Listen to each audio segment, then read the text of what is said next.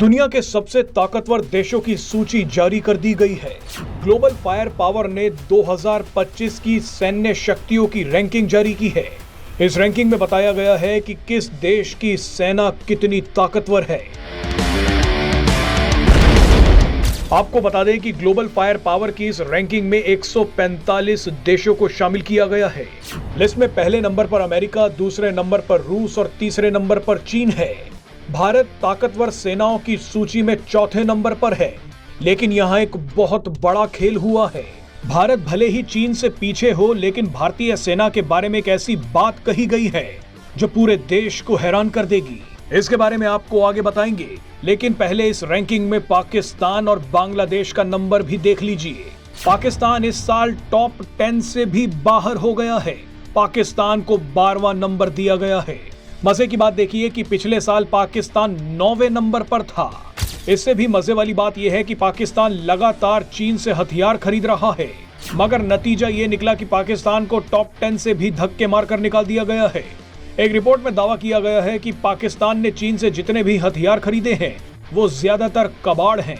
भारत के खिलाफ सर उठाने वाला बांग्लादेश 35वें नंबर पर धक्के खा रहा है और ये भारत से लड़ने की बातें करते हैं।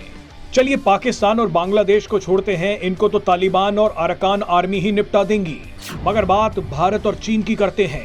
इस लिस्ट में भले ही भारत को चीन से पीछे दिखाया गया है, मगर एक दूसरी रिपोर्ट का कहना है कि भारतीय सेना चीन की तुलना में ज्यादा बैटल हार्डन्ड है।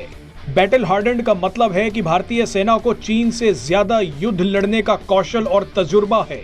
चीन भले ही अपने हथियारों की संख्या बढ़ा रहा है, लेकिन मैदान में लड़ने का कौशल भारत को ज्यादा आता है। वैसे भारत भी हथियारों की रेस में पीछे नहीं है।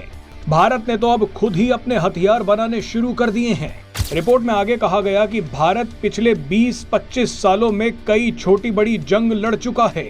कश्मीर और नॉर्थ ईस्ट में ऑपरेशन करते करते भारतीय सेना को जबरदस्त अनुभव मिल गया है, जबकि चीन को 1979 में वियतनाम युद्ध के बाद से जंग लड़ने का कोई खासा अनुभव नहीं है।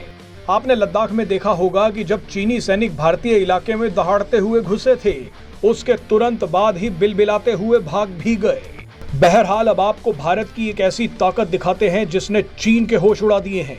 हाल ही में पीएम मोदी ने एक ही दिन में भारतीय नौसेना को एक सबमरीन, एक डिस्ट्रॉयर और एक फ्रिगेट सौंपा है।